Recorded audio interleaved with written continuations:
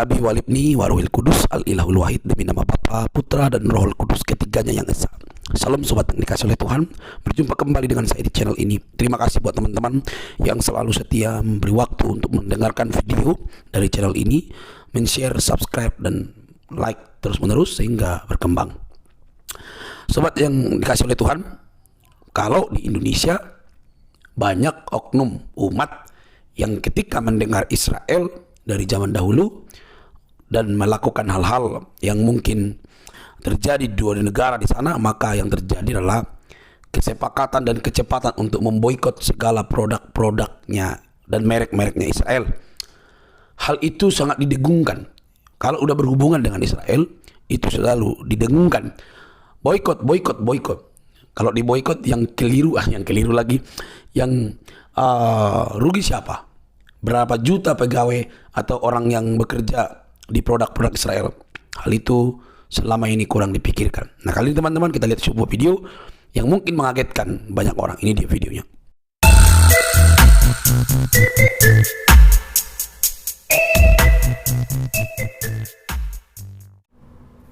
Ini ya, Sekjen PBB itu mengutuk serangan Iran ke Israel dan desak penghentian segera. Ini kawan-kawan informasinya saya bacakan dulu ya. Washington ya, bahkan bukan hanya PBB ya, beberapa negara juga di dunia ini mengutuk serangan Iran ke Israel. Ini Sekretaris Jenderal PBB Antonio Guterres mengutuk keras serangan udara Iran terhadap Israel pada Sabtu dan mendesak dihentikannya permusuhan. Saya mengutuk keras eskalasi serius yang ditunjukkan dari serangan besar-besaran yang diluncurkan terhadap Israel oleh Republik Islam Iran malam ini. Saya menyerukan agar permusuhan ini dihentikan segera, katanya dalam sebuah pernyataan. Ya, saya nggak tahu kenapa Indonesia tidak mengutuk Iran. Apakah memang Iran dan Indonesia punya musuh yang sama, ya Israel? Atau Indonesia tidak mengutuk Israel ya karena yang menyerang Israel ini negara Islam? Ya, saya belum mendengarkan ya sepatah kata dari pemerintah Indonesia ya. Guterres mengatakan dirinya sangat khawatir atas bahaya yang sangat nyata dari eskalasi yang sangat menghancurkan di seluruh kawasan.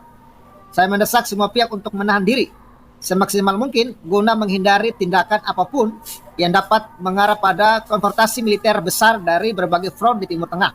Saya telah berulang kali menekankan bahwa baik kawasan maupun dunia tidak akan mampu mengatasi perang lagi. Tambahnya, Iran memulai serangan udara terhadap Israel pada Sabtu sebagai balasan atas serangan udara pada 1 April terhadap fasilitas diplomatiknya. Serangan Israel menewaskan setidaknya 7 orang Korps Garda Revolusi Islam Iran, termasuk 2 jenderal tertinggi. Iran menuding Israel melakukan serangan itu dan berjanji untuk membalasnya. Sementara Tel Aviv belum secara resmi mengaku bertanggung jawab atas serangan itu. Tetapi selama berbulan-bulan mereka telah melakukan beberapa serangan terhadap sasaran Iran di Suriah. Iran dan Hizbullah, sekutu utama di Lebanon, mengatakan serangan itu tidak akan dibiarkan begitu saja. Ya, jadi serangan yang dilakukan oleh Iran ini kepada Israel ya direspon oleh dunia dan mengalami kecaman ya. Dunia mengecam serangan tersebut. Ya, bahkan Israel diserang secara brutal. Ya, tapi syukurnya ya, Israel dibantu oleh Amerika, Inggris, bahkan dibantu juga oleh Lebanon. Ya, sebenarnya Lebanon hanya mewaspadai saat serangan itu masuk wilayahnya, sehingga ketika serangan itu melewati udara Lebanon, itu dijatuhkan oleh Lebanon. Ya, bahkan dunia ya mengutuk serangan tersebut. Tapi yang saya heran adalah kenapa ya Indonesia tidak mengutuk serangan Iran ke Israel. Ya, betul. Ketika Israel diserang oleh Hamas sama juga. Indonesia juga diam, tutup mulut. Mulutnya dijahit, tidak berbicara apa-apa. Tapi ketika Israel membalas Hamas, ya, Indonesia langsung segera marah, ngamuk. Ya, saya nggak tahu ya kenapa bisa seperti itu. Tapi itulah realita negara kita ini. Apakah karena memang Indonesia sangat membenci Israel sehingga Indonesia senang kalau Israel diserang?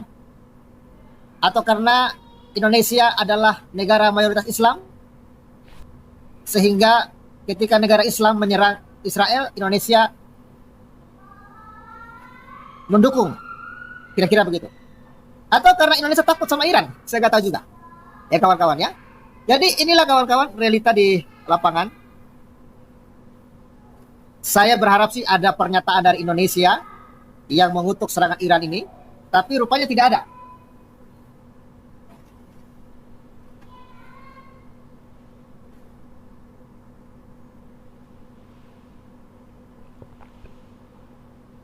Ya di tempat saya ini lagi ini ya, lagi hujan ya kawan-kawan ya.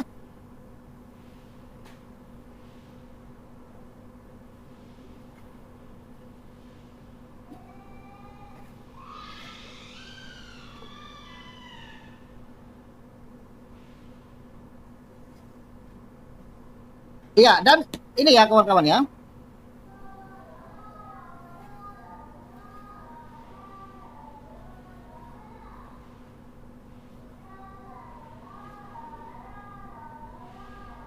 Justru berita yang saya dapat ya, yang saya dapat ini ya. Ketika kita cari Indonesia mengutuk Iran tidak ada. Yang muncul ini ya. RI dinilai bisa turun tangan, lakukan upaya berikut untuk hentikan serangan Iran ke Israel. Ya, ini berita terlalu ini ya, terlalu mengada-ngada sih menurut saya ya. Terlalu mengada-ngada ya. Sedangkan untuk menghentikan serangan Israel kepada Hamas saja RI nggak bisa, gitu kan? Jadi katanya RI dinilai bisa turun tangan, lakukan upaya berikut untuk hentikan serangan Iran ke Israel. Ini dimuat 14 ya, bulan 4 2024. Guru Besar Hukum Internasional Universitas Indonesia, Hikmahanto Juwana menilai Indonesia bisa turun tangan, memastikan agar serangan Iran ke Israel bisa dihentikan, termasuk serangan ke Gaza oleh Israel. Ada beberapa upaya yang bisa dilakukan oleh Indonesia. Pertama, meminta Dewan Keamanan PBB melakukan sidang darurat atas serangan Israel ke kedutaan besar Iran. Bila perlu, ya, berinisiatif membuat resolusi Majelis Umum yang mengutuk tindakan Israel, kata Hikmahanto kepada Kompas.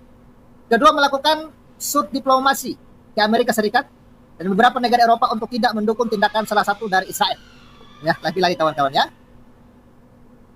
Negara-negara ini, menurut Hikmahanto, semestinya memberi contoh agar tunduk pada hukum internasional. Ketiga, mendorong rakyat dan pemerintah dunia agar rakyat dan oposisi Israel untuk menurunkan Perdana Menteri Netanyahu, mengingat serangan ke Gaza maupun Iran hanya bisa dihentikan oleh siapapun yang menjabat sebagai Perdana Menteri dan tidak dijabat oleh Benyamin Netanyahu, tutur Hikmahanto. Ya. Rektor Universitas Jenderal Ahmad Yani ini menyampaikan kemungkinan perang dunia ketiga bisa terjadi jika serangan Iran dan Israel terus dilancarkan. Perang dunia itu menurut Hikmahanto bisa terjadi apabila Amerika Serikat tetap membantu Israel dalam serangan balasan ke Iran. Bila AS akan tetap membantu Israel dalam serangan balasan ke Iran, bukannya tidak mungkin negara-negara lain seperti Korea Utara dan Rusia akan membantu Iran. Perang di Timur Tengah akan bereskalasi yang menjurus pada terjadinya perang dunia ketiga yang tentu akan merugikan seluruh umat manusia, ujar dia. Iran meluncurkan 10 drone dan rudal balistik ke Israel pada Sabtu 13 bulan 4 2024 malam dalam misi balasan dendam yang belum pernah terjadi sebelumnya. Serangan tersebut menandai pertama kalinya Iran meluncurkan serangan militer langsung terhadap Israel, meskipun telah terjadi permusuhan selama beberapa dekade sejak revolusi Islam di negara itu pada tahun 1979. Militer Israel mengatakan lebih dari 100 drone telah ditembakkan dan pertahanan udaranya siap menghadapi serangan itu. Ya, bahkan sudah 300 drone. Ya. Ini katanya ya, Indonesia bisa punya peran ya. Ya, tapi menurut saya ini analisa yang ini ya, yang tidak masuk di akal ya. Tapi yang menjadi pertanyaan saya ini serius lah, saya serius nanya loh. Kenapa gitu loh? Kenapa Indonesia ini tidak berani atau tidak mengutuk Iran? Ini yang menjadi pertanyaan serius bagi saya. Padahal PBB secara resmi, PBB itu kawan-kawan sudah mengutuk serangan Iran ke Israel. Tetapi ada apa dengan NKRI? Ketika nanti Israel membalas, ya saya jamin ya mereka akan segera mengutuk Israel. Ya, sama kan seperti ketika Gaza menyerang, ketika Hamas menyerang Israel, RI diam, tidak berbicara. Ketika Israel menyerang balik, ya mereka marah, ngamuk-ngamuk, ya kutuk mengutuk, demo berjilid-jilid, dan lain sebagainya. Ada apa nih? Menteri Luar Negeri ya. Mahfud MD diam. Ya mungkin Mahfud MD lagi pusing ya, kalah cawapres kali. Ya. Jadi kira-kira apa masalahnya kawan-kawan? Apakah karena memang mereka punya musuh yang sama yaitu Israel? Atau karena yang menyerang Israel adalah negara Islam? Jadi mereka itu ya saling mendukung. Atau seperti apa? Ya, sudah hadir bersama kita Bung Wani Piro. Salam Wani Piro. Selamat malam. Ya, selamat malam. Salam kumur-kumur, bosen-bosen deh. Silakan. Bagaimana pendapat Anda? Kok bisa Indonesia tidak mengeluarkan pernyataan mengutuk? Alah, kayak nggak tahu aja mah. Itu Menteri Luar Negeri Konoha, maknya Daus itu. Pas lagi Israel nyerang ke Hamas itu lagi datang bulan dia. Sekarang lagi nggak datang bulan. Ngutuk-ngutuk. Emang maling kundang dikutuk ya. Tukang kutuk sih dia. Jadi ya begitulah. Gimana mau dikutuk orang dia punya drone aja nyangkut di kabel listrik. Wah, itu saya sudah baca beritanya tuh, katanya itu. Iya. Hoax ya katanya ya. Itu berarti katanya ini kata ya biasanya kan suka ngalah kayak begitu, Bang. Siapa tahu beneran gitu loh. Jadi itu kalau misalkan memang beneran kan bisa mempermalukan mereka. Mau ditaruh di mana muka mereka. Sedangkan Iran kemarin nyerang Israel juga itu kan untuk menutupi muka mereka bahwa untuk menunjukkan ke dunia lah bahwa Iran itu berani nyerang Israel gitu ya. Nyatanya kan gitu ya. Padahal kan katanya itu, Bang, yang dikerahkan Iran itu pesawat drone kamikaze yang bernama Shahid gitu kan. Shahid itu kan berarti pejuang jihad gitu ya. Namanya Shahid gitu. Dia punya daya jelajah itu sekitar ya nggak sampai ribuan sih, cuma 185 berapa ya? Ya kok bisa nyampe ke Israel juga ya? Yang saya baca sih kalau Shahid itu cuma berapa ratus kilometer gitu ya kan. Kalau jaraknya antara Iran sama Israel itu kan sampai 1.500 kilometer. Tapi kalau Shahid itu mungkin diluncurkannya bukan dari Iran langsung kali ya. Terus kemarin juga katanya sempat pakai ini rudal balistik yang bernama Fatah, Bro Pavel. Itu daya jelajahnya memang sampai ke Israel juga ya, karena nyampe berapa kilometer tuh ya. Hampir 2000 lah ya. Cuma jangan khawatir, Bro Pavel. Ternyata Israel punya cadangan yang namanya rudal balistik yang kalau dalam istilah internasionalnya itu ICBM, yaitu intercontinental ballistic missile gitu ya. Jadi misil ini bisa tembus sampai ke antar benua, Bro Pavel. Dan yang menakutkan itu Jericho 3, Bro Pavel. Jadi kalau misalkan nanti sampai perang ini berlanjut sampai eskalasinya makin tinggi, ini yang kita khawatirkan, Bro Pavel. Jangankan Iran yang cuma satu negara gitu ya. Rudal Jericho ini bisa sampai ke Asia Tenggara loh, Bro. Kalau misalkan dari negara Asia Tenggara ada yang macam-macam kayak Indonesia, maksud saya Konoha bukan? Konoha. Kalau Konoha mau ikut-ikutan macam-macam sama Israel, jangan-jangan di hantam rudal Jericho udah kelar deh gitu ya. Walaupun kayak negara-negara adidaya kayak Amerika yang punya Minuteman gitu ya, itu juga rudal balistiknya cukup dahsyat gitu ya. Rusia juga itu ya Smartas apa itu yang rudalnya sampai bisa mencapai berapa kilometer itu ya, 25.000 kilometer kalau nggak salah, Bro Pavel. Dan itu bisa meratakan separuh lebih ya, 2/3 masyarakat dunia bisa hancur kalau itu diledakkan ya. Makanya kalau kemarin memang kita mendengar apa yang disampaikan para pengamat itu yang mengkhawatirkan terjadinya perang dunia ketiga, ya itu bisa penghabisan, Bro Pavel. Karena sekarang ini masing-masing negara adidaya itu punya rudal balistik yang betul-betul dahsyat gitu ya. Kalau kita perhatikan itu spesifikasinya itu begitu ini ya, jelajahnya sampai puluhan ribu kilometer ya. Terus kemudian bahan peledak atau hulu ledaknya juga bisa diangkut sampai puluhan ton gitu kan. Ngeri banget kalau misalkan sampai diledakkan di negara-negara yang memang terlibat peperangan seperti itu, apalagi sampai saling meluncurkan rudal-rudal yang mengerikan kayak begitu. Kita berharap jadinya ngeri juga, Bro Pavel. Ketika kemarin kita kan taunya si Iran ini kemarin keluar katanya mau balas Israel dengan serangan yang mengerikan gitu. Ternyata kan ini kan banyak yang nyasar, bahkan ada yang nyangkut ke kabel listrik, terus ada juga yang jatuh ke kotanya sendiri, ada juga yang nyangkut ke Irak, terus ada juga yang dihantam sama Yordania ya. Bahkan katanya Arab Saudi juga sempat ikut-ikutan intercept juga itu drone-nya dari Iran gitu ya. Ya ternyata belum tahu bahwa barangkali Iran itu hanya sekedar memberikan semacam, ya itu tadi awal permulaan Israel supaya tidak melanjutkan peperangan. Karena kan ada beberapa berita juga yang mengatakan bahwa katanya itu balasan Iran udah cukup ke Israel dan meminta untuk Israel tidak melakukan balasan kembali gitu. Ini kayak main apa ya? Kayak anak kecil yang main nakal-nakalan gitu bro. Gini loh, maksud saya. Yang namanya kita membalas ini ya kalau kita mau bicara balas ya. Misalnya gini, Iran kan sudah tewas tuh. Jenderal-jenderal dia kan tewas berapa orang? Iya, 2 orang jenderal ya.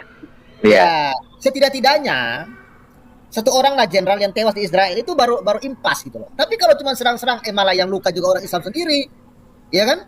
Itu gimana itu? Itu saya sama dengan lelucon sih menurut saya itu. Dan meminta Israel untuk tidak melakukan balasan kembali gitu ya. Dengan mengancam kalau misalkan Israel melakukan balasan lagi, akan dibalas lagi dengan balasan yang lebih gede lagi gitu ya. Iya. Ini satu hal yang menggelikan sih menurut saya ya. Tapi kita kan nggak tahu kekuatan dari dua negara ini bro Pavel. Yang kita tahu itu Israel punya beberapa rudal balistik juga yang punya nama-nama kayak Gabriel, itu ada juga bro Pavel ya. Rudalnya namanya Gabriel bro. Terus ada lagi Popeye. Itu juga lumayan dahsyat lah itu kalau misalkan dipakai untuk menyerang ke Iran. Itu juga cukup meratakan 1-2 kota lah ya. Terus kemudian ada lagi Delilah. Rudalnya namanya Delilah. Cuman Samsonnya nggak ada kayaknya. Ada itu drone-nya Israel. Drone maksudnya rudalnya Israel. Terus kemudian ada lagi yang ini ya. Ya Jericho 1, Jericho 2 yang paling dahsyat gitu ya. Kalau misalkan sampai Israel marah benar-benar sama Iran dan mengerahkan rudal ya ultimate kayak begitu ya, bisa rata satu negara Iran gitu ya. Cuman kan kayaknya sih Israel nggak segegabah itulah. Kalau misalkan Israel mau sih ya mungkin sama halnya dengan kekuatan Amerika mungkin ya.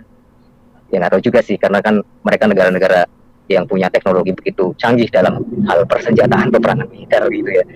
Jadi makanya ketika kita di negara yang sedang damai tidak terlibat peperangan seperti itu, terus kemudian saling dukung, saling ngipasin begitu ya. Tapi ketika kita menggambarkan bagaimana mengerikannya peperangan ini, kita jadi mikir lagi bro Pavel. Iya ya, kita ketawa-ketawa sambil komentar di sini. Tahu-tahu rudalnya nyasar ke Indonesia. Hancur juga kayaknya ya. Aku tuh kadang-kadang suka mikir begitu bro Pavel. Ya, aku tuh kadang-kadang komentar sambil ketawa-ketawa. Tapi ya kita kan nggak ngerasain apa yang mereka rasakan. Mereka kan ngerasain sesuatu kengerian yang luar biasa yang mereka sepanjang hari mereka merasakan itu ya. Malam nggak bisa tidur, siang juga nggak bisa beraktivitas dengan tenang gitu ya. Ya kita empati juga lah sama mereka gitu ya. Cuman sayangnya orang-orang yang dari golongan katun-katun ini loh bro Pavel ya, saya kadang-kadang juga nggak ngerti ya. Ketika kemarin Iran nyerang Israel, mereka kan bersorak yang di Gaza itu bro Pavel ya. Ya. Wah teriak-teriak gitu kan, teriak-teriak kayak begitu kan. Ya yang kayak begitulah, tahu sendirilah. Bro, Ya. kira-kira kalau kemarin drone Iran itu sampai Indonesia, kira-kira Indonesia hancur gak ya? Kita nggak berharap sih bro. Kok ke Indonesia bro? Emang ada musuhan apa sama Iran? Nah, maksudnya gini loh, maksudnya artinya sebenarnya ya, kalau kita melihat serangan Iran itu sebenarnya tidak main-main juga loh. Iya betul. Kalau seandainya Israel tidak, Iya, cuma karena memang Israel punya teknologi yang mumpuni ya Iron Dome, kalau serangan itu gitu loh. betul. Dan kalau kita balik posisinya bro, seandainya itu yang nyerang Israel ke Iran, emang Iran bisa apa gitu? Ya itu dia. Seandainya Israel yang akan menyerang Iran dengan 300 drone sekaligus, kira Iran jadi Jangankan 300 bro, 2 aja deh, rata. makanya kira-kira Ya, Iran akan jadi apa kira-kira itu ya? Hancur lebur lah, rata lah. Cuman kasihan juga sama rakyatnya kan, karena mayoritas dari penduduk Iran itu kan, mereka pengen lepas dari jeratan ini kan, kediktatoran dari Khamenei ini kan. Mereka pengen kembali dipimpin sama siapa tuh yang lari ke Amerika, Pahlavi ya kalau nggak salah ya. Ya keturunannya itulah pokoknya yang asli dari Persia. Kalau Khamenei kan katanya kan orang asli Afghanistan ya, yang memimpin Iran sekarang ini. Ali Khamenei apa siapa itulah namanya ya, yang jadi pemimpin atau presiden Iran yang sekarang gitu kan. Tapi yang presiden yang digulingkan dulu masa sebelumnya itu kan sekarang lari ke Amerika kalau nggak salah. Gitu bro Pavel. Jadi ya itulah makanya yang saya bilang itu sama halnya ketika ribuan ya, bahkan ribuan roket yang diserang oleh Hamas ke Israel, itu Israel masih bisa tangkis. Tapi ketika Israel menyerang sekali aja, iya, ketika Israel menyerang sekali saja sudah berantakan semua. Makanya sebenarnya serangan Israel tidak main-main, cuma karena Israel terlalu kuat, terlalu tangguh untuk serang gitu loh. Ya, Jadi aku tuh juga kemarin mikirnya gini Bro Pavel, ketika Hamas menyerang ke Israel itu kan langsung sekaligus 5.000 ini ya, rudal ya, Ya. ke wilayah, ya roket ke wilayah Israel. Tapi kok Iran menyerangnya cuma pakai 330 beberapa gitu lah ya. Apa mungkin Drone. udah habis kali? Iya, udah habis kali. Iya, pakai drone sih, drone kamikaze ya, Sahib gitu ya katanya kan. Ternyata ya itu 99% bisa diintercept sama Israel dan sisanya ya mungkin cuma nyasar-nyasar kemana gitu. Tapi ada berita dari Tribun, kan biasalah dari media-media net itu bilangnya itu ada yang tembus Iron Dome-nya Israel dan itu adalah sebuah kemenangan besar buat Iran katanya Bro. Nah, Nah tapi itu ini loh, ini menarik loh pernyataan Israel loh. ya bersumpah nih. Israel anggap serangan Iran sebagai pernyataan perang. Ini berbahaya ini. Ya betul. Iya. Jadi Gimana, brother? ya terus aja Bro, mau baca ini kan artikel. Ya, ini dia Silakan. Presiden Israel ya menyatakan bahwa serangan rudal dan pesawat nirawak Iran ke negaranya pada Minggu dapat dianggap sebagai pernyataan perang. Meski demikian, Herzog menegaskan bahwa pihaknya akan menahan diri. Wah, itu ya, Israel menahan diri kawan-kawan ya. Karena memang banyak hal yang Israel pikirkan ya. Banyak hal ya. Ini seperti perang sungguhan. Maksudnya ini merupakan pernyataan perang, kata Herzog pada media Inggris Sky News. Terkait bagaimana Israel akan merespons serangan Iran, Herzog mengatakan bahwa Israel akan mempertimbangkan semua dampak yang berpotensi terjadi saat membahas opsi-opsi yang ada bersama mitra. Karena kami bisa menahan diri, karena kami tahu tindakan kami pasti ada akibatnya. Ada kan? Kalau Israel bertindak pasti ada akibatnya. Artinya ini hati-hati ini kawan-kawan. Iya. Ini nggak main-main. Israel kalau bertindak tidak pakai drone yang ecek-ecek gitu loh. Nah, Dia bertindak dengan kekuatan yang memang menghancurkan. kan nggak banyak cincong lah Bro. Ya. Beda sama Israel, sama Iran kan, kayak kemarin kan cuma doang gitu, cuma janji-janji doang, mau apa namanya, mau balas gitu. Dari awal-awal peperangan antara Israel dengan Hamas kan kayak begitu, katanya Iran ini mau inilah bikin balasan ke Amerika lah, ke Inggris lah, ketika itu kan ada kapal-kapal dagang yang dicekatin sama Houthi gitu kan. Ya terus kemudian itu karena juga terus kemudian diketahui bahwa mereka itu adalah proksinya Iran, terus kemudian ada serangan dari Inggris sama Amerika yang menyerang ke Syria kalau nggak salah ya, yang menewaskan juga tentara Iran itu kan juga bersumpah untuk membalas serangan dari Amerika sama Inggris, terus kemudian di wilayah Iran sendiri kena serangan teroris itu yang dituduh juga Amerika sama Israel gitu kan, katanya mau balas dengan yang mengerikan dan macam-macam lah omongannya, cuma doang gitu kan. Ya makanya saya tadi sempat tergelitik dengan berita luar negeri yang ada kutipan menarik dan lucu menurut saya Bro Pavel itu ya. Dia bilang gini, after operation through promise file, Israel fall to exact price gitu ya. Jadi ini nyindir Iran sebenarnya kan. Ya setelah operasi yang cuma janji-janji melulu gagal, Israel bersumpah untuk memberikan harga yang nyata, katakanlah begitu ya. Atau maksudnya mungkin nggak banyak cincong lah, nggak usah banyak ngomong, nggak usah banyak inilah. Kalau mau buktikan ya nanti kita buktikan aja gitulah ya. Jadi ya seperti itu. Kan begini Bro, kan kemarin kan Presiden Iran mengatakan dunia akan melihat kehancuran Israel. Ya kan? Ya. Makanya menurut saya serangan kemarin itu serangan dahsyat loh oleh Iran itu. Dahsyat itu loh, 300 drone ya. Yang dilunjukkan itu dahsyat. Cuma memang Israel ekspektasinya begitu Bro. Harapannya kan begitu. Tapi ternyata Israel kan punya kemampuan untuk menangkis semuanya itu ya kan. Dan ternyata itu benar bahwa ya cuma seandainya dibalik, nggak salah dibalik sampai Israel menyerang Iran dengan ratusan drone kayak begitu ya. Katakan beginilah ya, berapa udahlah digempurkan ke Iran ya. Mungkin Israel juga mikir lagi sih ya, karena ya baru kemarin kan Israel ini dihujat dari banyak negara ya, dari PBB gitu kan. Dan kalau seandainya ini berlanjut sama Iran dan serangan Israel ini mematikan dan bisa menghancurkan kota-kota di Iran atau wilayah negara Iran ya, mungkin saja Israel akan lebih dikecam lagi, dan mungkin saja ini memang yang dikhawatirkan Amerika juga kan akan meningkatkan eskalasi Bro. Jadi di sana nanti bisa melibatkan negara-negara Timur Tengah yang lain, kayak misalnya ya mungkin kalau kaitannya sama agama katakanlah seperti itu ya, memang kan Syiah ya kalau Iran ya, karena banyak negara Arab lainnya itu kan Sunni. Tapi kalau sudah menyangkut ini Bro Pavel, sudah menyangkut negara-negara yang ya katakanlah Islam gitu ya, mereka udah nggak mikirin lagi apa itu Syiah atau Sunni. Makanya tadi juga saya melihat juga ada podcastnya itu Ustadz yang WTO itu yang masih keturunan Tionghoa itu, yang mualaf itu loh bro. Dia bilang katanya dia kecewa dengan serangan Iran gitu loh. Ya kecewa karena di luar ekspektasi dia. Diharapkan kan serangan Iran ini bisa menghancurkan Israel. Ternyata nggak becus gitu ya. Nggak sesuai harapan gitu lah. Tapi dia berharap gini, udahlah Iran nggak usah sombong. Kalau butuh bantuan sama negara-negara Arab yang beda aliran atau katakanlah yang Sunni, terbuka aja lah. Jadi kita gempur bareng-bareng Israel, gampangannya begitu bro Bang. Jadi maunya kayak begitu, keroyokan. Biasa. Iya. Jadi ya karena kalau Iran sendirian ya dia merasa bahwa Iran nggak bakalan mampu lah untuk melakukan serangan terhadap Israel dengan menghancurkan Israel. Itu kayaknya nggak bakalan bisa lah. Melihat dari kekuatan militer masing-masing, walaupun ya katanya itu Israel itu kan di peringkat 17 dan Iran itu di peringkat 15, artinya 2 level di atas Israel katanya kan dari kekuatan militer dunia gitu kan. Tapi kan kita nggak tahu bahwa apa yang disimpan sama Israel atau senjata apa yang dipunyai sama Israel kan kita nggak tahu persisnya kayak bagaimana gitu kan. Rahasia negara kan. Iya, hal-hal kayak begitu kan nggak bisa dibongkar begitu saja, itu top secret lah katakanlah begitu ya bro ya. Aku dari tadi udah ngomong udah berbusa-busa bro sambil nunggu yang lain. Sambil nunggu yang lain barangkali kita putar lagu dari Michael Bolton bro. When the Man Love a Woman.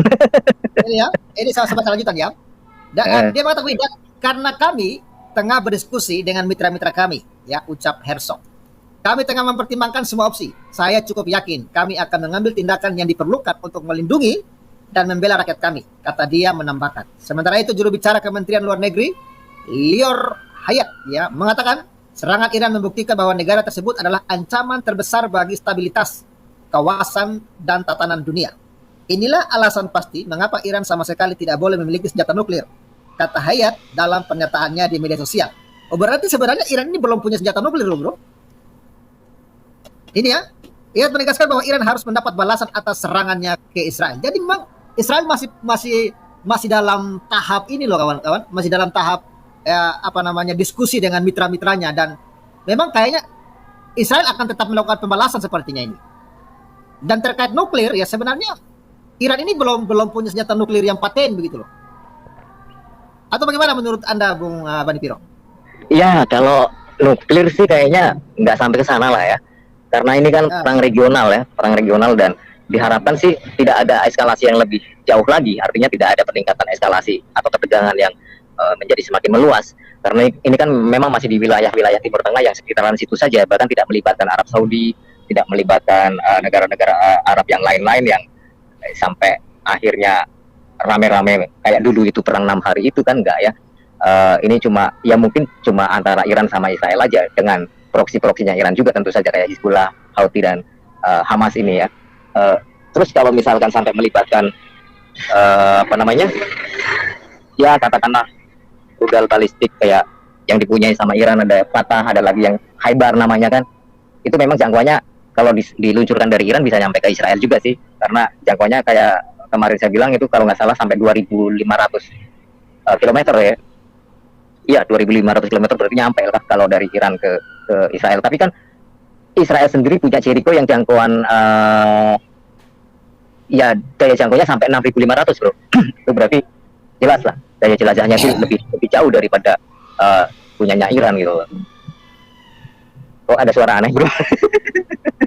Gimana? Enggak. Ya, jadi kalau misalkan sampai perang nuklir itu sayanya kok nggak melihat sampai ke sana ya. Bukan perang nuklir berarti. Maksud saya kan tadi kan Israel mengatakan bahwa Iran ini kan berbahaya untuk kawasan betul makanya disanksi sama iya. Ya, makanya dia mengatakan inilah alasan pasti mengapa Iran sama sekali tidak boleh memiliki senjata nuklir. Karena dikit-dikit gini bro. Dikit-dikit show off gitu kan. Baru punya senjata pamer gitu kan. Ya, baru punya senjata pengembangan yang begini, baru bisa mencapai ini, langsung ditunjukin ke negara lain nyerang-nyerang Israel gitu. Dan biasanya kayak begitu kan, yang diuji coba Israelnya gitu loh malahan. Dan yang dipakai itu ya proksi-proksinya kayak Hamas, Houthi, Hizbullah gitu ya, yang deket sama Israel gitu kan. Yang terus-menerus dijadikan kelinci percobaan itu ya Israel. Ya karena dia pikir kalau Israel walaupun negara seluas itu, tapi kan punya teknologi yang cukup maju juga, mungkin bisa untuk jadi parameter buat Iran, mungkin seberapa besar kekuatannya Israel dan seberapa besar kekuatannya Iran sendiri gitu ya, ketika dia sudah mencapai teknologi persenjataan yang sudah maju, katakanlah seperti itu. Tapi beruntungnya kan embargo yang dilakukan sama Amerika dan sekutunya ini kan berhasil juga lah menekan perkembangan senjata nuklir dari Iran ini. Tapi ya kabar-kabarnya kan aksi penyelundupan dari negara-negara kayak misalnya Turki sendiri itu kan pernah menyelundupkan uranium ke Iran juga, kata Bro Raja Uti ya kalau nggak salah. Bro Raja Uti masuk dong. Gitu ya. Ya sorry, kadang-kadang saya ingin bercanda juga karena gimana ya, untuk melepas ketegangan Bro Bang, saya juga ngomongin kayak begini juga agak tegang juga sih. Karena apa ya, ini kan ngomongin soal perang ya.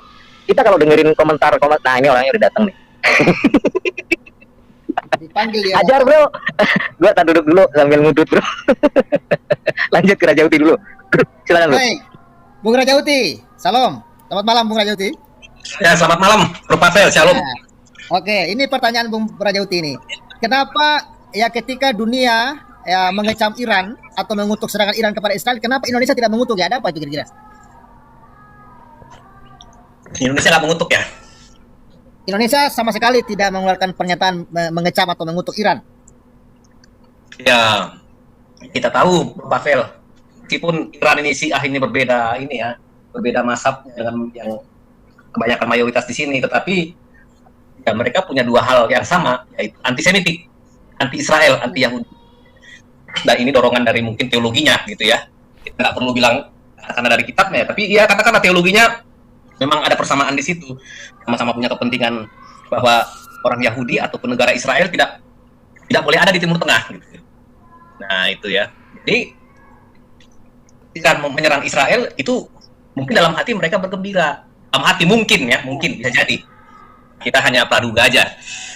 Tapi kalau mau dilihat, serangan kemarin itu berkesan karena 99% itu ditangkis dan ditahan oleh katakanlah angkatan udaranya Israel dan berbagai ya sekutunya dia ya di Timur Tengah, termasuk Yordania, Inggris dan Amerika. Tapi meskipun demikian, ya kalau kita lihat tidak semua juga negara-negara Arab itu mau mendukung Israel kan. Mereka ini kan sekarang ini lihat mana yang kira-kira lebih kuat, mereka akan nanti pihak ke sebelah sana gitu. Sementara kebanyakan negara-negara Arab ini kan sebenarnya kan cenderung dekat ke Amerika. Seperti misalnya Qatar, Kuwait, Saudi Arabia, kemudian juga sebagian dari Yaman ya, Yaman Selatan atau Yaman Utara, itu lebih suka dengan Amerika. Kenapa? Kita lihat aja buktinya bahwa pangkalan-pangkalan militer Amerika ada di sana. Mereka sekutunya Amerika, sekutunya Barat. Apalagi Yordania dan Mesir, itu jelas. Senjataan mereka juga produk dari Amerika dan produk Barat, produknya NATO. Nah, jadi kalau dikatakan apa Iran itu nggak suka? Iran ini adalah negara terbesar pengekspor teror di seluruh dunia. Mereka membiayai organisasi-organisasi teroris di sekitarnya seperti Houthi, Hamas, maupun ya beberapa kelompok-kelompok teror yang ada di Irak gitu ya, di Suriah. Tujuannya apa? Tujuannya adalah membuat destabilisasi global. Destabilisasi global. Iran itu punya ambisi dia menjadi penguasa dari dunia Islam gitu ya. Dia lebih berkuasa dari negara-negara Arab yang lain. Nah, oleh sebab itu dia berusaha menanamkan ataupun mengekspor ideologinya. Ideologinya apa? Ya kita lihatlah ya. Ideologi yang dipakaikan di Iran sesudah jatuhnya ya Iran itu adalah Syiah yang radikal gitu. Ini menurut amat politik Barat ya. Nah itu. Nah, salah satu hal yang bisa dijadikan sebagai objek untuk membuktikan kekuatan itu ya adalah Israel. Kita tahu di zaman Syah Iran dulu, Israel itu adalah sekutunya Iran. Bahkan beberapa proyek-proyek yang dibangun oleh Syah Iran itu menggunakan teknisi ataupun ahli-ahli teknik rekayasa bangunan dari Israel gitu. Bahkan mereka juga punya penasihat militer juga dari Israel. Tapi sejak revolusi, nah inilah kadang-kadang ya, revolusi itu Iran dulu punya suatu kekuatan dan marwah sebagai suatu negara ketika masih di bawah negara kerajaan Shah Iran. Itu akhirnya Shah Iran ini difitnah korupsi, difitnah mensejahterakan rakyat, difitnah dia tangan besi gitu ya dengan sistem negara kerajaannya. Akhirnya kelompok-kelompok agama radikal ini berhasil menggulingkan dia. Tetapi di sini nggak lepas dari peran Barat juga. Barat itu ikut membesarkan Ayatollah Khomeini. Selama dalam pelarian Ayatollah Khomeini tinggal di mana? Tinggal di Inggris dan di Prancis dia paling lama. Bahkan dulu orang negara-negara Barat itu percaya bahwa Ayatollah Khomeini ini akan bisa membawa suatu demokrasi ala Islam atau ala Syiah lah ya, katakan seperti itu ya. Mungkin nggak semuanya karena ini kan mazhabnya beda. Itu akan membuat perubahan, akan menggulingkan diktator yang korup yang ada di Iran. Kalau kita lihat Khomeini itu apakah dia asli orang Persia? Tidak. Khomeini itu orang Afghanistan, ya, orang Afghanistan dan Pakistan. Kebetulan dia memang migran yang tinggal di Iran. Jadi sekarang sebenarnya pemerintahan teokrasi ala Khomeini ini sebetulnya itu diimpor dari ya sumber-sumbernya kalau nggak Afghanistan ya Pakistan, antara dua itu aja sebenarnya, Bro Pavel gitu ya. Ya hardliner ini, garis-garis keras ini sebetulnya dari situ. Nah, kalau kita lihat sekarang pelanggaran HAM itu yang parah di dunia itu adalah di Iran, terutama terhadap wanita, di mana orang yang tidak menggunakan apa itu hijab itu bisa dipersekusi, bahkan ada yang dibunuh, yang kemarin kasusnya itu masuk di media-media internasional gitu. Kemudian kalau kita lihat pembunuhan, ya, pembunuhan paling banyak terhadap lawan politik sekarang di mana? Iran.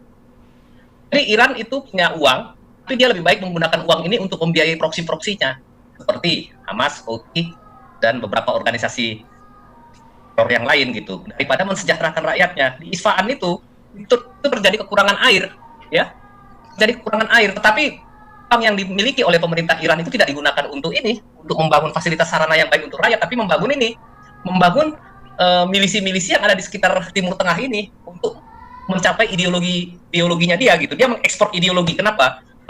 Suatu negara atau suatu bangsa itu mengekspor ideologinya adalah apa? Supaya kelak bangsa itu adalah menjadi tuan daripada bangsa-bangsa lain yang ikut ideologi yang sama dengan mereka. Kan seperti itu kira-kira kan? Hukumnya dalam sejarah dunia kan seperti itu. Sistem ideologi ataupun sistem keyakinan suatu bangsa atau suatu suku itu yang diberikan kepada bangsa lain itu akan membuat orang itu akan tunduk kepada dia gitu kira-kira. Dulu Yunani juga sama seperti itu. Nah, itulah yang mau ditanamkan Iran ini sekarang di Timur Tengah. Tetapi ada dua penghalangnya. Pertama itu keberadaan negara Israel. Yang pertama. Kedua, adanya pengaruh politik Amerika di negara-negara Barat. Di negara-negara Arab yang lain. Ya, di negara Arab yang Sunni ini Amerika lebih dominan. Jadi bagaimana Iran itu mau mengusir Amerika dari kawasan Teluk dan Timur Tengah. Itu sebenarnya tujuannya. Jadi dia mau mengusir Amerika dari sana. Caranya bagaimana? Ya memperkuat milisi-milisinya ini. Nah, kebetulan isu Palestina ini, tadinya isu bersamanya negara-negara sebelah ini. Karena kebencian dan ketidaksukaan mereka terhadap Yahudi dan tidak ingin adanya negara Israel di Timur Tengah. Mereka anggap Israel itu adalah jajah gitu. Dan sebenarnya kalau kita lihat, sebenarnya orang yang dikatakan orang Palestina sekarang ya orang Arab juga kan sebenarnya. Orang sebagian Arab Mesir, sebagian Arab Yordan kan gitu. Ditanya sejarahnya, siapa pemimpin bangsa Palestina 200 tahun yang lalu? Nah, ada yang mampu menunjukkan siapa pemimpin bangsa Palestina 200 tahun yang lalu? Ya karena sejarahnya nggak ada. Palestina itu sebagai suatu bangsa itu baru dikenal di tahun 1964 sejak Yasser Arafat itu mendeklarasikan LO. Yang dulu dianggap itu tahun 48 itu adalah Arab melawan Israel, bukan Palestina melawan Israel. Arab ini ada banyak. Ada Mesir, Yordan, Lebanon, Suriah, Irak, Mesir, dan lain-lainnya. Jadi untuk membuat suatu pertentangan antara bangsa atau antara etnis, antara suku, tujuannya untuk menyingkirkan satu suku ini. Jadi sebenarnya pembentukan negara Palestina itu sendiri secara etnis bangsa itu nggak terbukti, ya, karena kita lihat dari sejarahnya nggak ada gitu. Ya, jadi sepertinya Israel ini musuh bersama negara-negara Arab ya, Bro ya, walaupun Iran ini berbeda aliran dengan negara-negara Arab lainnya ya. Cuman dari eskalasi peperangan yang terjadi sekarang ini antara Iran dengan Israel, ini banyak dikhawatirkan oleh beberapa pengamat dari luar, terutama yang saya amati itu, ini sepertinya akan memicu perang dunia ketiga yang dimulai dari Timur Tengah. Nah, seandainya hal ini terjadi, Bro Raja, apakah negara-negara Arab sekitar yang notabene jelas alirannya berbeda dan sangat bertolak belakang dengan Iran, antara Syiah dengan Sunni kan dari dulu memang bermusuhan, apakah mereka juga akan bergabung untuk membela Iran melawan Israel dan NATO atau Amerika dan sekutunya, barangkali seperti itu, Bro? Silakan. Kecil kemungkinannya, Bro. Jadi begini, kalau ini isu dibawa kepada perang agama, ya mungkin saja, tapi itu juga kecil. Karena pertentangan antara Syiah dengan Sunni ini dari sejak dulu sampai sekarang nggak pernah selesai, Bro. Tentangan antara Protestan dengan Katolik udah selesai kan? Ya, kalau debat teologis itu biasa. Tapi kalau kedua kelompok ini itu nggak pernah selesai sampai sekarang. Itu dilihat di Timur Tengah ya masih terjadi konflik yang kadang-kadang ya mengorbankan nyawa gitu, peperangan gitu. Nah, tetapi kalau dikatakan Iran mau bersatu dengan negara-negara Arab, secara teori sepertinya gampang gitu ya. Tetapi dalam prakteknya mereka juga sama kedua kelompok ini akan timbul saling curiga juga, ya. Jika nanti ada yang satu lebih berkuasa dari yang lain, nanti bagaimana kan gitu kan? Agak sulit sebenarnya. Ya, dan kayaknya saling ini ya, saling berpegang gengsi lah. Ya, Sama selama ini. Nah, ini sangat teologis loh antara pengikutnya 3 khalifah ini dengan pengikutnya ini khalifah keempat gitu ya. Nah, ini akan kembali kepada sejarah yang berdarah-darah di masa lalu dan agak sulit. Di samping itu ada kepentingan politik dan ekonomi juga. Kalau mereka dengan Iran ya siap-siap untuk hancur-hancuran juga kan. Tapi kalau dengan Amerika, mereka punya kepentingan ekonomi, kepentingan bisnis juga cukup lumayan banyak ya, walaupun mereka tidak suka dengan Israel. Bahkan beberapa negara Arab itu sekarang sudah usaha untuk buka ini ya, minimal kalau nggak hubungan diplomatik ya ada kantor urusan dagangnya gitu, karena mereka yang berkepentingan. Pada akhirnya kan sebenarnya ideologi ini kan tujuannya kan mensejahterakan suatu masyarakat atau negara. Ketika ideologi itu gagal mensejahterakan, maka dia itu akan lama-lama akan tertolak. Demikian juga ideologi sebelah ini lama-lama kan ditinggalkan. Lihat aja Saudi Arabia sekarang. Apakah ini artinya peperangan yang terjadi antara Iran dengan Israel ini akan menjadi semacam duet single antara Iran sama Israel sendiri? Artinya Iran tidak punya ya katakanlah dalam tanda kutip sekutu dari negara-negara Arab untuk membantu Iran untuk menyerang Israel, dan Israel dikabarkan memang ya bukan kabar lagi, ini sudah jadi rahasia umum juga ya bahwa di belakang itu ada Amerika, ada UK, ada Prancis gitu ya kan, NATO lah katakanlah begitu ya di belakang Israel. Nah, kalau Iran sendiri apakah mungkin ada semacam backup Rusia katakanlah atau Cina atau Korea Utara barangkali? Seandainya eskalasinya meningkat gitu loh. Kalau misalkan kita lihat NATO, jelas mereka punya fakta pertahanan. Ya, punya perjanjian di antara mereka. Kemudian misalkan NATO dengan Mesir, ada perjanjian, NATO dengan Jordan ada perjanjian. Nah, perjanjian-perjanjian ini walaupun bukan negara yang masuk dalam fakta pertahanan NATO, tetapi ada satu perjanjian, mungkin kalau Yordan diserang oleh Iran, NATO akan masuk. Ini kan jalan masuknya kan di sini kan, atau Mesir diserang oleh Iran, NATO akan masuk. Ya, sebagai suatu fakta, bukan sebagai suatu negara gitu. Nah, kalau kita lihat depannya ini, kita lihat apakah Rusia punya fakta pertahanan dengan Iran, Cina maupun Korea Utara. Nah, ini kan kelihatannya nggak ada fakta pertahanannya. Mungkin sekedar, atau Venezuela ya. Kita nggak tahu apakah mereka dalam satu fakta pertahanan bersama, punya perjanjian bersama. Sampai sejauh ini belum ada gitu, kelihatan gitu. Mungkin sekedar mendukung, memberikan senjata, mungkin bisa jadi ya sebenarnya gitu ya, bisa jadi. Tetapi kita lihat situasi Rusia sendiri sekarang itu, dia sekarang ini dia berperang dengan Ukraina, tapi dia mau keluar dari perang ini nggak bisa lagi, bro. Artinya masuk ke dalam satu perang itu gampang, mau keluarnya nggak bisa gitu. Sementara sudah hampir 3 tahun Ukraina nggak jatuh-jatuh, ya. Kalau kita lihat, artinya kayak laba-laba terjerat dalam sarangnya sendiri. Betul. Kira-kira seperti itu. Nah, Rusia ini dulu itu punya penasehat keamanan dan penasehat politiknya, dia lah penasehat geopolitiknya, Alex Kosygin atau siapa itu. Ini seorang paranormal juga yang sangat dipercaya oleh Putin.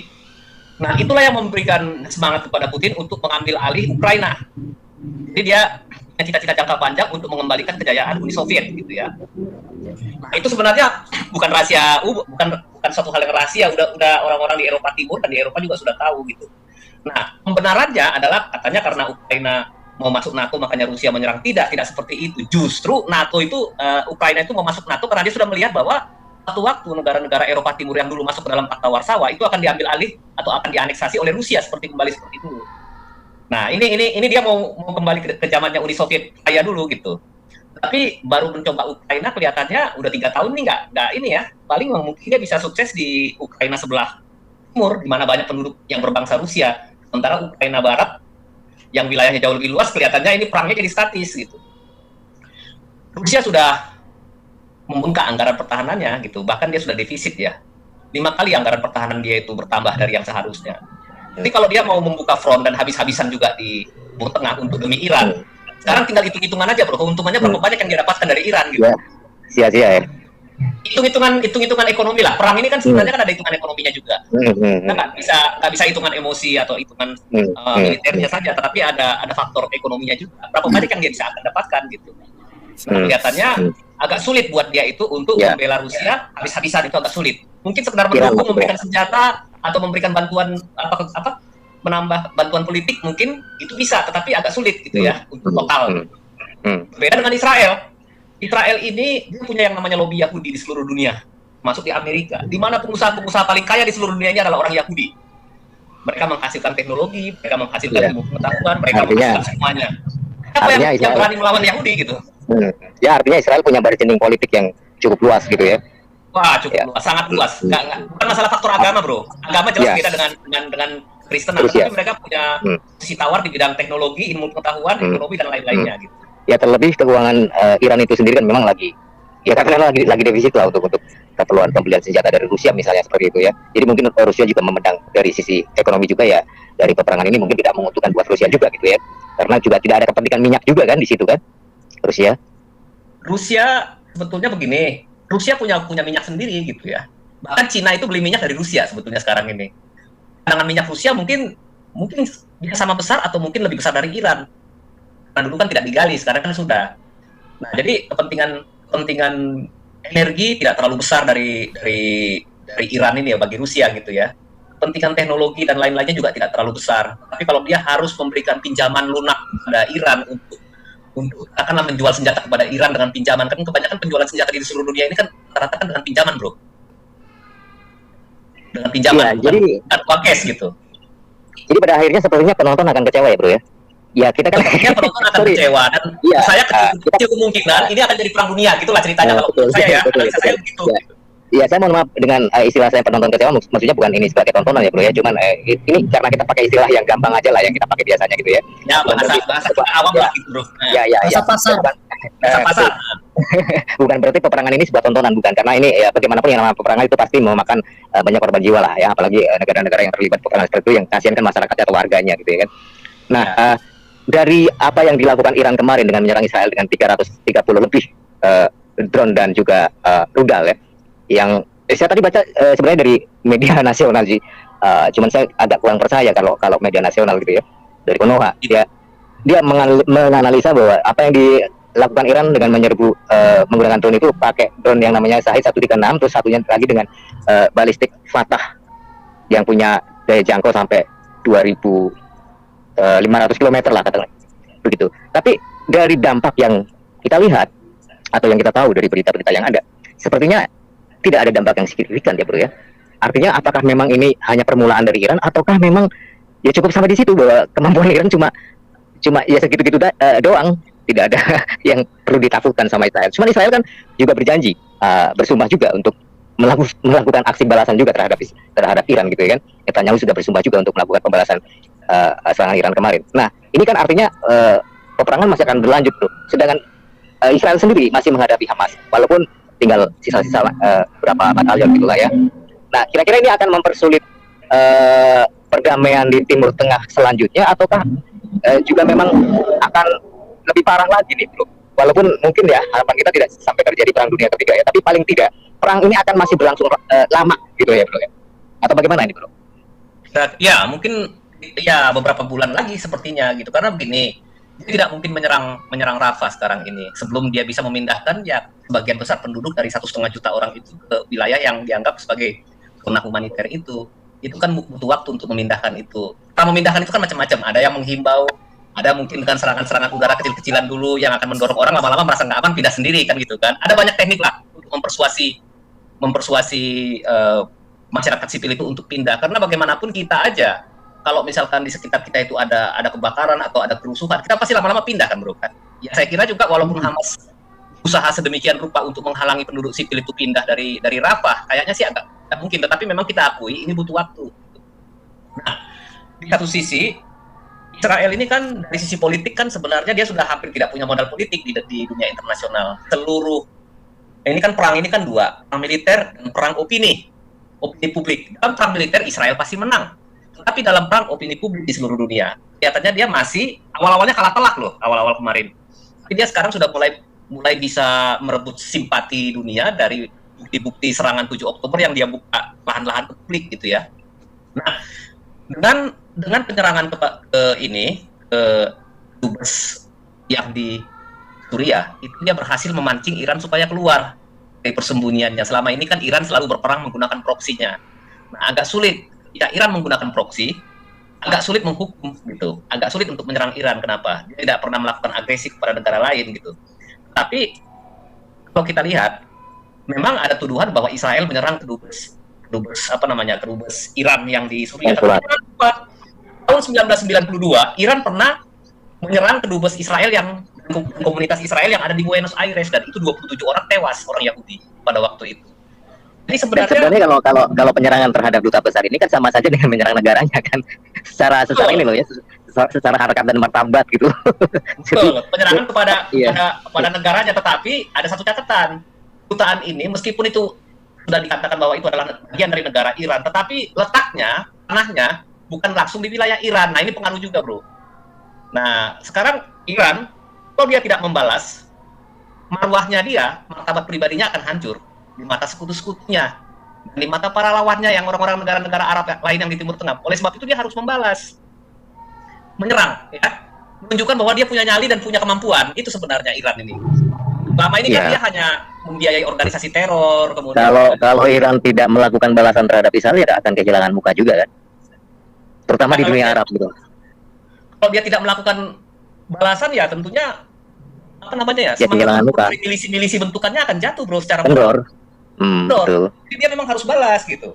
Tapi ketika dia membalas, dia harus siap juga. Israel pasti akan membalas. Kalau dia membalas, ini serangan bukan serangan biasa, serangan dahsyat. Serangan dahsyat dia menggunakan drone, dia menggunakan rudal balistik. Rudal balistik itu rudal yang lewat antariksa lah ya, yang lewat atmosfer nanti gitu. Ya, Rudal jelajah, interkontinental. ya, interkontinental. Dia sudah menggunakan semuanya, meskipun belum memiliki hulu ledak nuklir, tetapi menurut pengamatan para ahli strategi militer dan geopolitik, dia sudah menggunakan semuanya. Walaupun stok persenjataannya dia masih ada, tetapi pola serangan dia hanya yang seperti itu aja, Bro. Dia bisa gitu. Atau lewat proksinya, tapi lewat proksinya kan sudah dilakukan selama ini, lewat Hezbollah, lewat Houthi, lewat yang lain lah ya, lewat Hamas gitu ya. Nah, sekarang Hezbollah kalau dia mau menyerang habis-habisan, ada risiko buat rakyat Lebanon. Ya, pasukan darat Israel juga kan dari dulu kan memang mau mengambil ini kan, mengambil perbatasan itu kira-kira 10 km ke utara sampai mendekati Sungai Litani. Kenapa? Karena itu yang daerah yang digunakan oleh Hezbollah itu menunjukkan rudal selama ini. Nah, tapi kan nggak ada alasan, karena di situ ada kehadiran pasukan PBB, walaupun pasukan PBB-nya nggak mampu menjaga perdamaian juga kan gitu kan. Istilahnya Iya, makanya diajar juga sama Israel ya. Makanya Iya. diajar juga sama Israel. Kadang-kadang Iya, nakal iya. juga Israel. Dia iseng juga kadang-kadang, dia hajar juga Nah, gitu. Nah, jadi akhirnya ya kita lihat Iran sebenarnya mau begitu dia balas ini udahlah cukup lah. Kalau kamu balas lagi, saya juga nyerang cuma begini-begini doang, nggak akan bisa lagi lebih hebat dari sini. Sebenarnya begitu, hasilnya begitu ya bro ya, cuman kan dengan bahasa yang Seperti berbeda. itu. Tapi kalau misalkan nanti Israel menyerang itu menyerang nggak perlu buru-buru, dia hitung dulu, Bro. Karena Israel yang dia serang itu kan dia nggak butuh mengorbankan jiwa orang. Yang jelas pasti yang akan diincar oleh Israel itu adalah fasilitas militer. Itu pertama. Yang mungkin Ekonomi. yang paling utama itu adalah pusat energi listrik ya. Di Iran itu kan paling peka di situ. Titik lemahnya Iran itu adalah pembangkit listriknya. Itu paling utama. Yang kedua, fasilitas militer, asrama militer, gudang senjata, ataupun misalkan peluncur-peluncur roketnya, itu yang kedua. Nah, yang ketiga, yaitu mungkin pengadaan air bersih, bendungan atau apa gitu. Nah, ini Iran ini dalam soal pertahanan udara dia lemah. Pesawat juga dia kurang. Dia nggak akan punya Iron Dome. Jadi kalau Israel menyerang dengan satu gelombang saja, pasti ada kerusakan. Bukan hanya nyawa. Cerita juga akan ada kerusakan. Tentunya mungkin Israel, ya resikonya ada ya. Mungkin pesawat ada yang ditembak jatuh, tetapi kalau sampai ada kerusakan, wah itu Iran betul hancur itu harga dirinya di mata dunia internasional secara militer ya, habis dia udah. Makanya dia mengharapkan supaya Israel tidak membalas, tapi dengan ancaman lah, walaupun ancaman kosong, mengatakan bahwa kalau Israel membalas, kami akan membalas dengan lebih keras lagi gitu. Nah itu dia. Nah kita lihat aja nanti ke depannya ini. Kalau Israel itu dia nggak akan mungkin menyerang membabi buta, tidak. Dia tunggu waktunya. Apa yang dia pilih? Apakah personalnya? Apakah fasilitas militernya? Apakah justru yang kita takut ya pemimpin negaranya dia bisa serang? Nggak peduli itu. Kalau bisa di Khamenei sekarang ya sembunyi di bawah terowongan aja kalau bisa gitu. Nggak ada jaminan dia akan selamat gitu. Jadi Israel tidak akan buru-buru menyerang, dia akan lihat dulu karena begini. Dari sisi politik, Israel sekarang menang banyak, Bro. Dengan serangan Iran ini terbukti bahwa Iran bukan negara yang baik dan mulia seperti kata orang-orang PBB yang selama ini sering menyerang Israel gitu. Pak, Bro buka dari YouTube ya. Pidato Gilad Erdan itu duta besar Israel yang di PBB melawan duta besar yang Iran. Nggak bisa dijawab sama duta besar yang Iran itu. Alasannya cuma masalah Gaza terus. Tapi dia nggak bisa menjelaskan bahwa bagaimana Iran selama ini ya membentuk, mempersenjatai, mendanai dan melatih organisasi-organisasi teror ataupun proksi-proksi yang ada di Iya. Tengah. Ya. Jadi upaya Iran untuk mempropaganda masyarakat dunia dengan membawa-bawa ke isu Gaza ini sudah tidak laku, bro ya. Gak laku. Nah, Israel sedang menikmati kemenangan diplomatisnya ini, bukan kemenangan militer dulu, bro. Secara militer pun dia menang. Bayangin dengan serangan 300 sampai 500 drone, rudal balistik dan rudal jelajah. Tidak ada korban jiwa satupun, tidak ada kerusakan yang cukup berat. Yang ada itu malah korban itu adalah anak perempuan. Itu juga bukan orang Yahudi, orang Arab Beduin, dan wanita ini, gadis kecil ini juga orang Muslim juga, kan gitu kan? Bah itu. Jadi secara ini bagi dia nggak perlu terburu-buru, dia akan lihat, dia lagi menikmati bagaimana perkembangan situasi dukungan politik PBB dulu. Jadi dia nggak akan, kalau dia mau menyerang secara cepat, membabi buta, hancur-hancuran, gampang sekali, bro. Tapi nanti ya masalahnya citranya secara politik di dunia internasional itu malah jadi jatuh lagi. Sekarang kan lagi akan membaik, dia akan naik nih gitu. Makin terpojok nanti kalau misalkan serangannya tidak pakai perhitungan yang lebih matang lagi. Tapi begini, bro, dunia Arab Kadrun lah, terutama yang saya lihat terutama di Konoha ini kan, mereka kan sering berteriak bahwa Israel ini melakukan genosida terhadap masyarakat Gaza, Palestina dan sebagainya begitu ya. Beraninya hanya melawan rakyat sipil katanya. Nah, ini akan bisa kita lihat level Israel kayak bagaimana dalam peperangan yang sesungguhnya ketika melawan Iran nanti kan. Nah, kita akan bisa melihat bagaimana Israel ini ketika menghadapi teroris Hamas dibandingkan dengan menghadapi sekelas negara kayak Iran misalnya gitu. Kita akan bisa melihat nanti bagaimana Israel melakukan pembalasan barangkali begitu, bro ya. Karena tentu saja dalam menghadapi Hamas akan berbeda dalam menghadapi negara sekelas Iran gitu ya. Ini peperangan akan berlangsung fair gitu ya. Tapi kalau misalkan menghadapi teroris seperti Hamas yang berlindung di balik ketiak warga masyarakat Gaza, itu tentu saja memang berbeda perlakuannya. Karena Hamas sendiri itu kan memang juga ya masyarakat situ juga. Jadi kalau akhirnya Israel dipojokkan oleh masyarakat dunia dengan propaganda seolah-olah Israel melakukan genosida terhadap masyarakat Gaza, ya memang sulit bagi Israel untuk menghindari propaganda seperti itu. Cuman sebagai bahan apa ya, bahan pembanding atau apa ya, mungkin kita bisa komparasi lah nanti bagaimana Israel menyerang Iran. Rasa-rasanya akan jauh berbeda ketika melawan teroris Hamas gitu ya. Seperti itu, bro, Raja Uti mungkin ya. Ya memang itu tepat sekali, bro. Artinya memang dia sedang menikmati posisi diplomatisnya sekarang yang lumayan membaik di dunia internasional gitu ya. Jadi terbukti sekarang bahwa yang dituduhkan Israel selama ini bahwa Iran ini adalah negara terbesar di dunia yang mengekspor terorisme melalui proksi-proksinya gitu ya. Itu kalau kita lihat yang dikatakan oleh Gilad Erdan di PBB kemarin malam itu saya lihat rekamannya. Itu terbukti. Jadi nah kita lihat sekarang ya di satu sisi ya si Felix Kwetiau itu memang dia kecewa, dia ternyata cuma segini doang kemampuannya Iran ini kan gitu kan. Ternyata Bro Raja Uti lihat juga videonya ya. Ya dia mungkin ekspektasi dia terhadap Iran ini luar biasa gitu ya, tapi cuma sebegitu aja dia kecewa. Aku juga ketawa-ketawa nonton itu YouTube-nya. Dia kecewa karena dia tuh mau kan, kalau si Kwetiau ini kan dia kan cenderung HTI itu kan, khilafah itu kan. Nah, jadi dia modelnya itu adalah model kayak Ki Usmani lah gitu ya. Nah, tapi Ki Usmani itu jelas berbeda mazhab dengan Syiah, nggak akan mungkin menyatu gitu. Nah itu, bagaimanapun mereka mau mendekati Syiah, nggak akan mungkin perbedaan dari lama itu tetap ada sampai sekarang, bro. Bisa. Itu kekecewaan dia kelihatannya. Tapi ya kalau sekarang ini kan, kalau kita bicara, mungkin ke depan ini ideologi itu nggak terlalu penting kalau dia nggak bisa berhasil mensejahterakan masyarakat ataupun bangsanya. Yang saya lihat sih seperti itu. Nah, kelihatannya di Timur Tengah ini muncul semacam kesadaran bahwa ideologi yang selama ini ya mereka yakini akan mensejahterakan itu, sistem yang akan mereka yakini paling bagus di dunia itu ternyata gagal gitu kan. Hati kecil mereka sudah mengatakan bahwa itu ideologinya sudah gagal mensejahterakan. Tapi mau bilang apa kan gitu kan? Mau terang-terangan keluar atau mengaku kan sulit.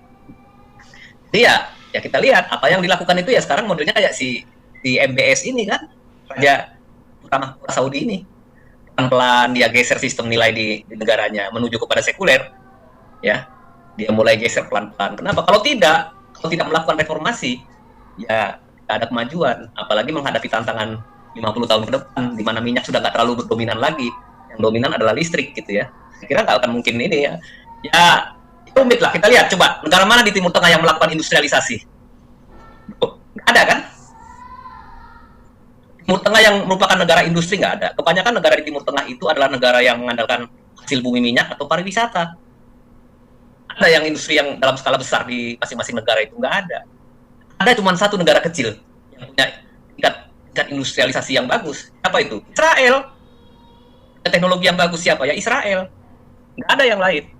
Nah, kalau misalnya negara-negara Arab ini tidak bersahabat dengan Israel, bagaimana mereka bisa mengambil ataupun mendapatkan pengetahuan, teknologi maupun ya dana dari negara-negara Yahudi ini, kira-kira seperti itu. Jadi sulit lah kalau kita bilang bahwa ini akan menjadi perang dunia ketiga atas nama agama, saya kira tidak. Tapi kalau atas nama kepentingan ekonomi itu lebih masuk di akal gitu ya. Tapi ya apa yang akan itu pun perhitungannya kayaknya kurang ini ya, kurang cocok lah. Iya, kurang cocok. Kalau alasan ekonomi dan sebagainya. Ya cuman ini bro, yang kita lihat ini kan ya gimana ya? Kalau saya menyebut agama sebelah itu agak ini ya, agak risih juga sih.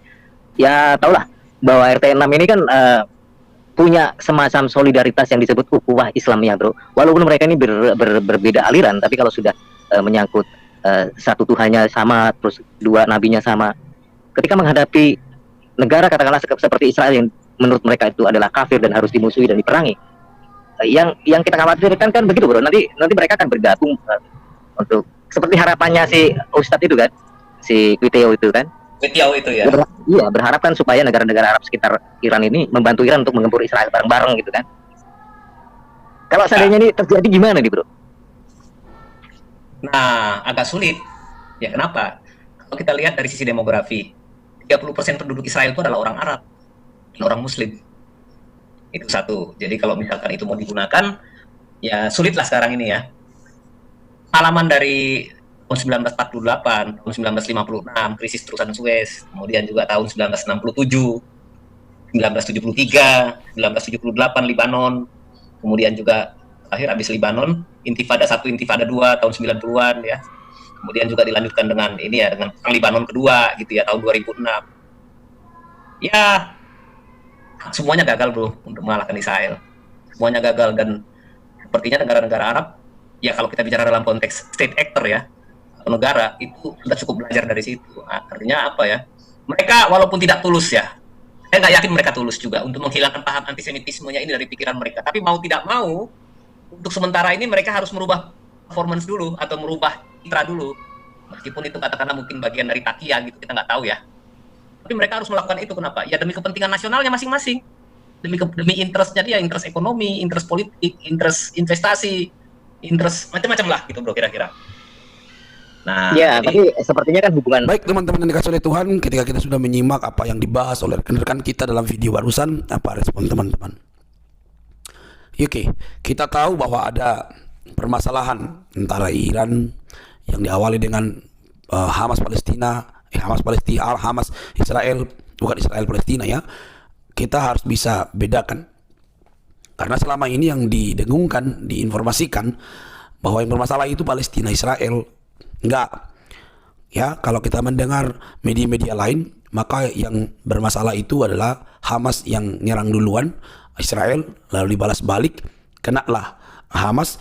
Kebetulan Hamas ini sering sekali bersembunyi di balik warga sipil yang ada di pemukiman Palestina. Ya, ketika terjadi serangan balik, maka yang disalahkan kembali Israel. Padahal kita tahu bahwa yang memulai dulu itu Hamas, gitu ya. Nah, kalau misalnya juga ada masalah antara Palestina dengan Israel, maka yang terjadi adalah teriak pemboikotan, ya, boikot segala produk yang bermerek atau yang tergabung di dalam Israel. Tapi lupa diri bahwa yang digunakan di mana dia hidup, produk yang membuat dia hidup, di mana dia bekerja, itu bisa jadi produknya Israel gitu. Saat teriak, maka yang terjadi adalah saatnya kamu tidak makan gitu loh. Kita tahu teman-teman, sudah banyak informasi yang mengatakan bahwa problem yang terjadi di sana itu bukan soal agama, tapi politik. Lalu apalagi dengan Hamas, kita semua tentu tahu Hamas itu siapa ya. Jadi kenapa akhirnya produk-produk itu yang langsung diboikot? Emang kalau diboikot yang rugi siapa gitu? Yang rugi siapa? Emang langsung runtuh perekonomiannya Israel kalau terjadi pemboikotan yang kau lakukan begitu. Harusnya kita bertanya demikian. Lalu bagaimana kalau terjadi bagaimana kalau terjadi pemboikotan, lalu banyak dari rakyat Indonesia yang menggantungkan hidupnya bekerja di perusahaan yang bermerek atau berafiliasi atau milik daripada Israel. Sudahkah kau persiapkan bagaimana cara untuk melanjutkan hidup mereka? Bisakah kau bayar hidup mereka sehingga kau mudah sekali memboikot barang-barang yang notabene dari Israel, produk Israel? Siapkah kalian? Nah, itu harus kalian pikirkan. Jangan karena kalian sangat nampaknya beragamis, tapi orang lain akhirnya yang tidak berbuat apa-apa tertindas dalam hidup ekonomi mereka oleh karena dalil-dalil yang kalian buat begitu ya. Nah, teman-teman, kalau kita dengar tadi bagaimana Google yang memberikan 1 juta US dollar kepada Israel. Gimana lagi nih ya? Kalau Google di boykot atau MUI boykot, apa yang terjadi? Itu loh Google yang kalian pakai, yang kita pakai itu loh ya. Nyata-nyatanya Google kasih sumbangan atau kasih 1 miliar kepada Israel. Terus mau gimana lagi kalian mau buat ya? Saya sudah bilang berulang kali, saya ini bukan pendukung Israel. Kita bukan pendukung Israel. Kita ini orang Indonesia. Orang Indonesia yang mengasihi Israel, yang mengasihi Palestina, yang mengasihi negara lain atau agama-agama lain gitu. Karena bagi saya lebih penting Indonesia dibandingkan negara lain. Lebih penting bangsa saya ini selamat, bangsa saya ini tentram dibandingkan saya karena saya beragama, maka saya melakukan cara-cara yang kurang etis baik di negara bangsa kami ini. Saya bukan orang yang fanatik buta terhadap agama, tapi saya memiliki hati yang mengasihi banyak orang. Yang saya lihat bukan karena faktor agama, tapi politik yang dibuat di luar sana. Jadi teman-teman, mari cerdas. Media-media Indonesia, yolah kalian tuh melek lah, jangan terlalu membungkus lah dengan judul-judul yang begitu spektakuler, yang sangat mendiskreditkan atau sangat tendensius mendukung yang seagamis gitu ya. Tapi faktanya itu berbeda, terbalik gitu. Janganlah ya. Mari kita memberikan informasi yang sesuai fakta gitu ya. Baik, teman-teman, sampai di sini video saya. Jangan lupa tertawa, jangan lupa bersyukur kalau kita sehat hari ini. Jangan lupa subscribe, like, komen, dan share. Kiranya kasih Kristus yang menyelamatkan umat manusia membuka pintu hatimu untuk percaya kepada Dia. Sampai di sini, teman-teman.